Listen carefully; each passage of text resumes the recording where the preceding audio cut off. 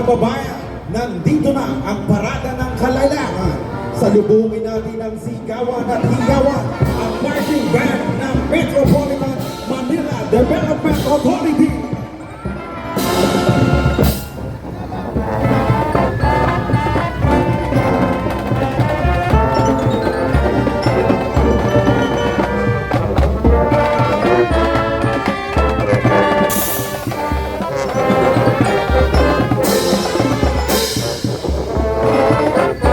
Susunod ang pinakamalalaking kagamitan ng sandatang lakas ng Pilipinas at iba't ibang hanay ng uniformadong ahensya ng ating bansa.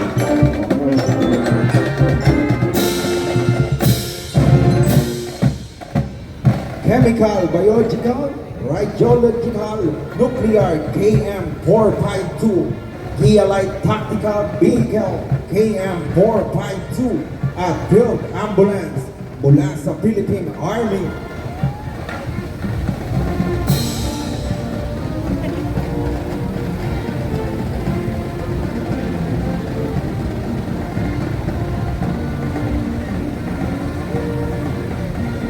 Search and Rescue Boat mula sa Philippine Army. Armored Personnel Carrier B-300 at Fire Support Vehicle B-300 mula po yan sa Philippine Navy, Marines.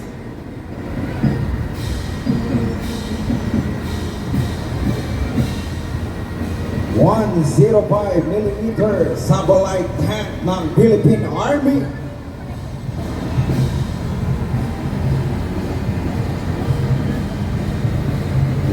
105mm holster ng Philippine Navy Marines. At almost Bravo 155 ng Philippine Army.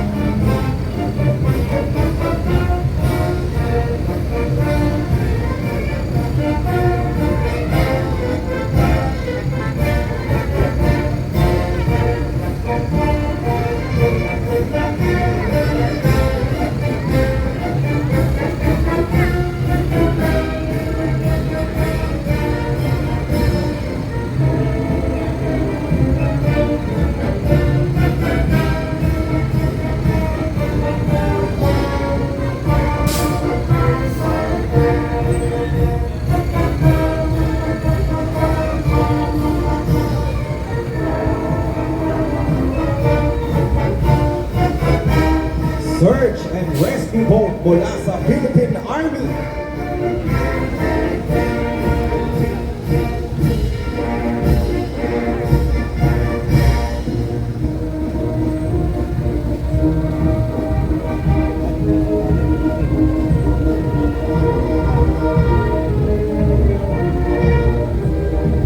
Armored Personnel Carrier B-300 at Fire Support Vehicle B-300 mula sa Philippine Navy Marines.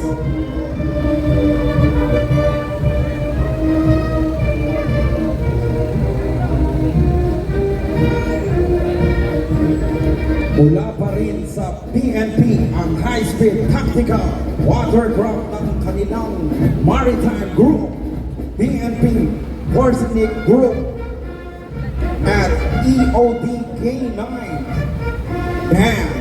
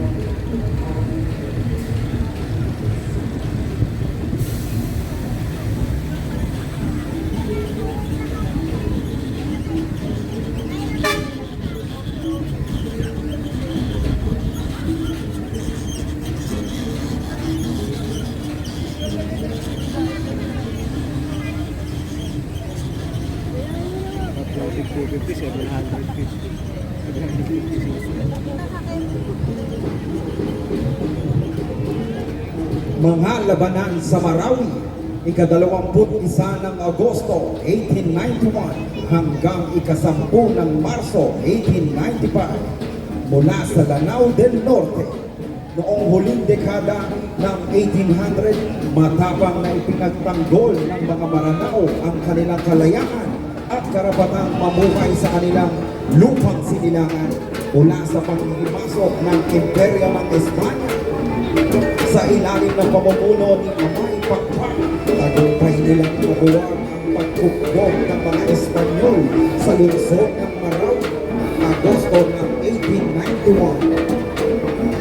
Buong giting nilang muling hinarap ang mas malaking pwersang Espanyol, Marso 1895, kung saan nasawi si Amay Pakpak at marami sa kanilang hanay, ngunit naging minsanang tuluyang paglaya ng kapuluan ng Pilipinas ang mga labanang ito.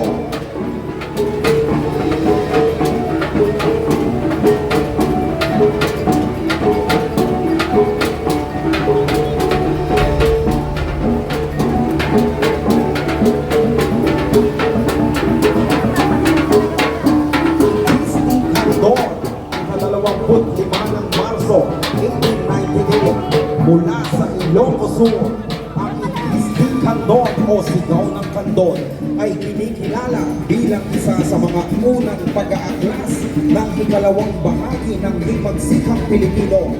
Ika-25 ng Marso 1898 nang lusubin ng mga magigiting na Ilocanong Katipunero ang sentro ng Kandon sa pamumuno ni Don Isabelo Abaya. Matagumpay nilang napaalis ang pwersang Espanyol mula sa bayan at mailatag nila ang isang malayang republika.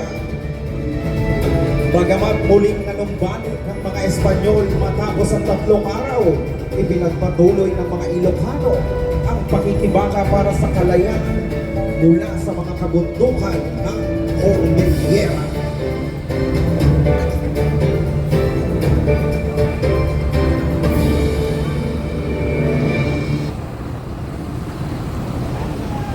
Labanan sa Alapan, unang pagwagayway at pagproklamasyon ng kalayaan, ika-28 ng Mayo hanggang ika-12 ng Hunyo 1898 mula sa Cavite.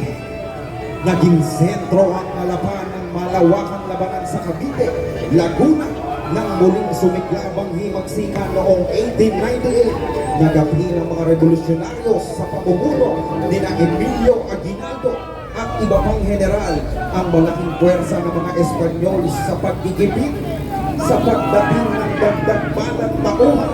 Bilang pagdiriwang ng tagumpay, iwinawagayway ni General Aguinaldo ang bagong watawat sa kanyang himpilan sa Cavite, Puerto. Ang watawat na ito ay muling ipinakita sa sambayanang Pilipino nang iproklama niya ang kalayaan ng Pilipinas mula sa kanyang tahanan sa Kawit noong ika-12 ng Hunyo 1898.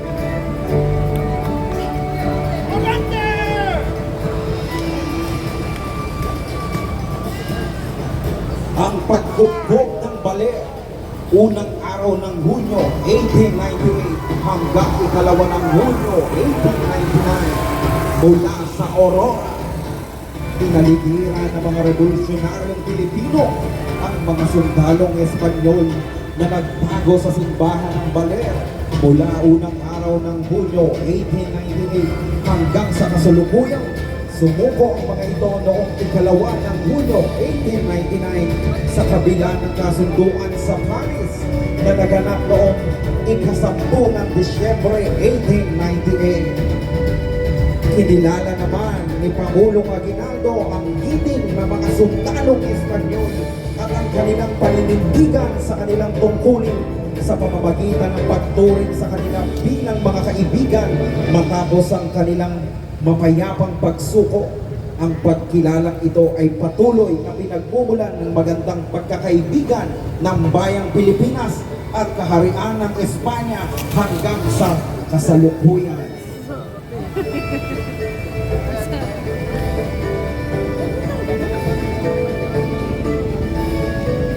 Kongreso ng Malolos at unang Republika ng Pilipinas, ika-15 ng Setyembre 1898 at ika-23 ng Enero 1899 mula sa Malolos, Bulacan. Matapos ang proklamasyon ng kalayaan sa Kawit, iminungkahi ni Apolinario Mabini kay Emilio Aguinaldo na magkaroon ng isang pamahalaang revolusyonaryo. Mahigit 100 delegado mula sa 43 probinsya ang bumuo sa Revolusyong Kongreso sa Bulacan. Binuo nila ang Saligang Batas ng Republika ng 1899 na pinahayag noong ika-21 ng Enero 1899. Tuluyang pinasinayahan ang unang Republika ng Pilipinas noong ika-23 ng Enero 1899, ang pinakaunang demokratikong republika sa Asya.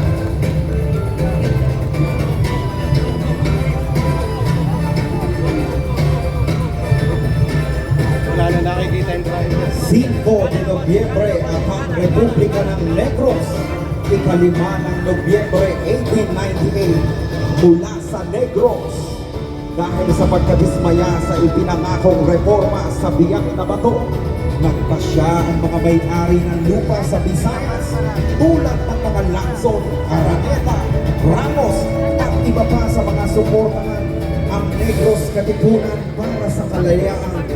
Ika-5 ng Nobyembre ng kumilos ang mga revolusyonaryo gamit ang mga rifling gawa sa nipa at kanyong mula sa Nirolyong Sawali. Napasuko nila ang mga Espanyol sa Silay at Bacolod. Nakamit nila ang kalayaan ng buong isla at binuo nila ang Republika ng Negros.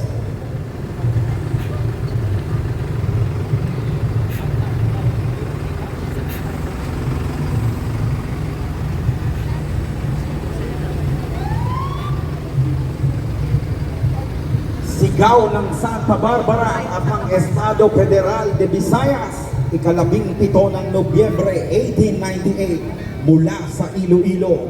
Ika-17 ng Nobyembre 1898, nagtipon-tipon ang mga revolusyonaryong Ilonggo sa bayan ng Santa Barbara upang ipahayag ang kanilang paglaban para sa kalayaan. Itinaas sa kauna-unahang pagkakataon ang watawat ng Pilipinas sa pangunguna ni Martin Delgado, pinuno ng himagsikan sa Panay. Ang watawat na naging sagisag ng kanilang pakikibaka at tagumpay na naipuslit mula sa haro ng Santa Barbara ng kabataang revolusyonaryo na sina Patrocinio Gamboa ng haro at opisyal ng Katipunan na si Honorio Sonila. Sa gilid ng mga revolusyonaryo, nagpasya ang mga Espanyol na tuluyang lisanin ang Panay noong Pasko ng 1898.